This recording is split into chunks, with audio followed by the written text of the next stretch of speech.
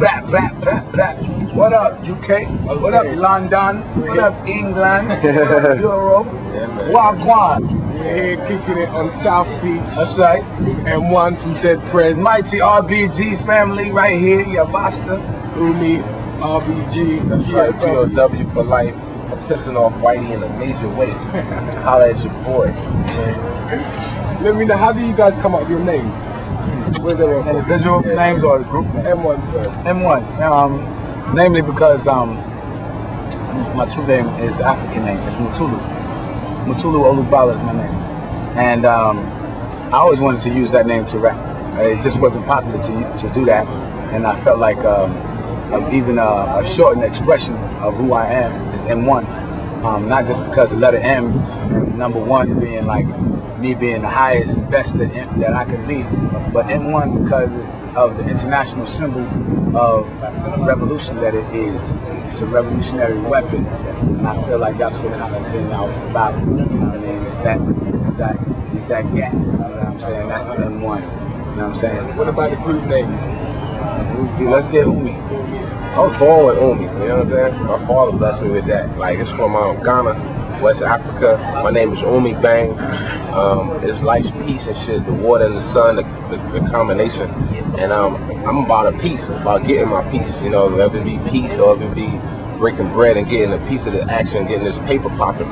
So, you know, I tried to like come up with nicknames for myself and shit, you know what I mean? Illusion, I had all kind of shit back in the day. Black niggas used to call me black, not because of my complexion, but because of my politics. And that was when I was in high school. I went with that.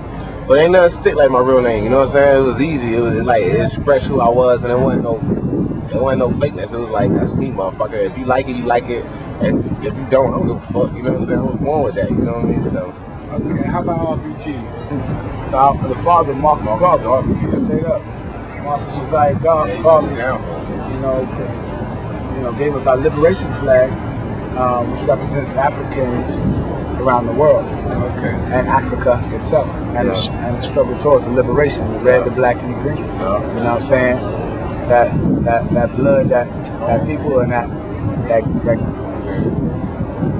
get that. And as a way to like to preserve it and not to honor it in the most, you know, like the most highest way. You know, we decided to take that banner and not only make it our flag, but make it our lifestyle, you know what I'm saying? So the RBG shit, like, for us is everything, you know what I mean? You know, not only real black girls, red, black, and green, rice, beans, and gravy, it's the essence of what really comes through our blood, you know what I'm saying? So like that ain't no funny shit, that's some real shit, you know what I'm saying? Okay, well, what are you doing in South Beach? Oh man, looking at ass. Everything I can do. You know what I mean? Anything I can possibly get my hands into. But the grind don't stop. You know what I mean? It's for promoting this new project that I recently released. It's called Confidential, and you know, it's good to be able to do it in the sun. But it's definitely, I'm out here grinding, trying to get in front of every television camera, every microphone, every crowd, and every club.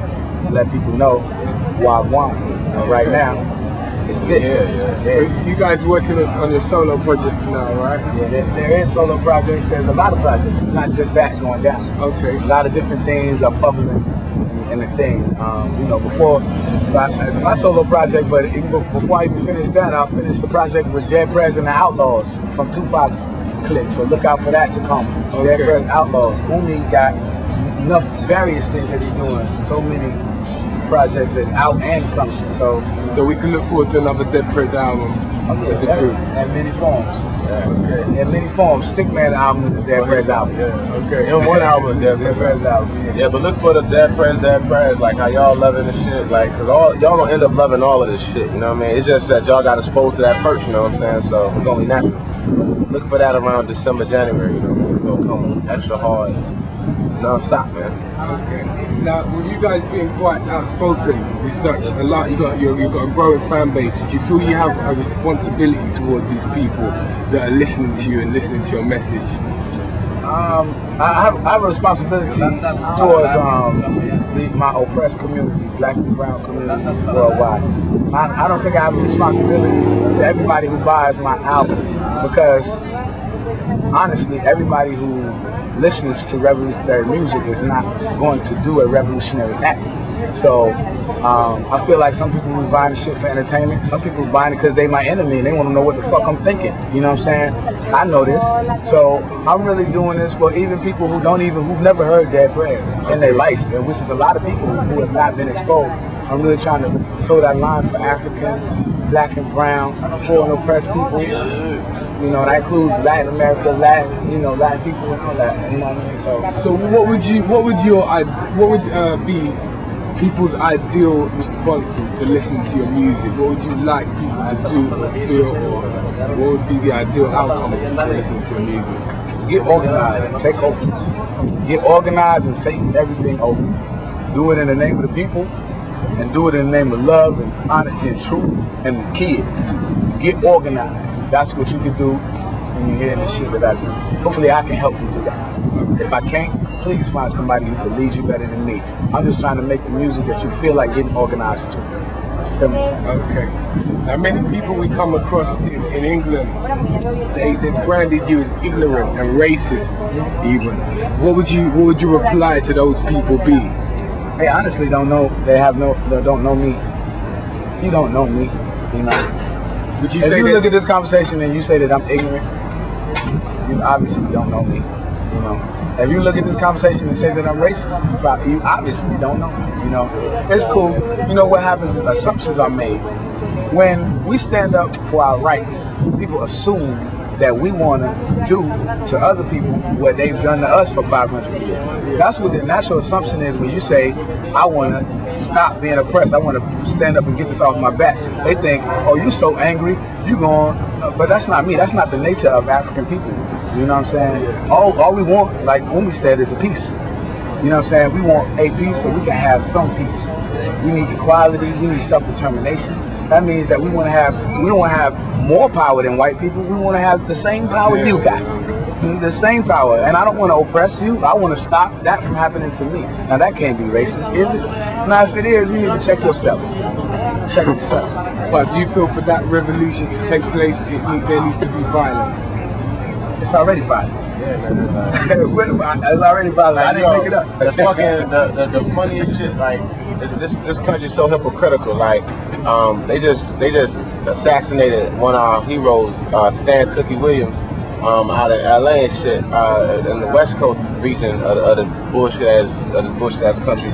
And the motherfucker that was the key person to sign that shit off, only thing I ever seen from Schwarzenegger hate a nigga is killing. You know what I mean? Like my whole life, all I seen on a Schwarzenegger. I remember He's a terrorist. The nigga biggest movie. He's a terrorist. He walked up he was like, I'll be back. That was in a police station. You know what I'm saying? He said, I'll be back in the police station, rolled through the police station, murdered all the pigs. You know what I'm saying? He's a terrorist. Arnold killing nigga is a terrorist. And he fucking, I mean, goddamn, you know what I'm saying? So how the fuck can that be justified? You know what I'm saying? Like, and Tookie Williams, he represents the fact, he's the true motherfucking definition of redemption. Like, for real, not just by that movie shit, but by how he transform all that negative energy into something that was way more powerful than him. And he was doing that shit from behind the fucking steel gates. I mean, and doing it so sincerely. And for Schwarzenegger hate a nigga to do what he did, it just shows that violence in America is depicted negatively when, you know what I mean, when it benefits the motherfuckers who are oppressing us, you know what I'm saying? Motherfuckers been using violence to sell entertainment, movie, all that shit, like before I was born, you know what I mean? So America's born They on even violent in toothpaste. They violent in cartoons. They cartoons. They violent in everything. But when I want a little freedom and love and justice, Oh, you want me to be non-violent? Oh, please don't be violent. Like, motherfucker, please. We just trying to position ourselves a little better. And of course, you ain't gonna just give up your fucking shit.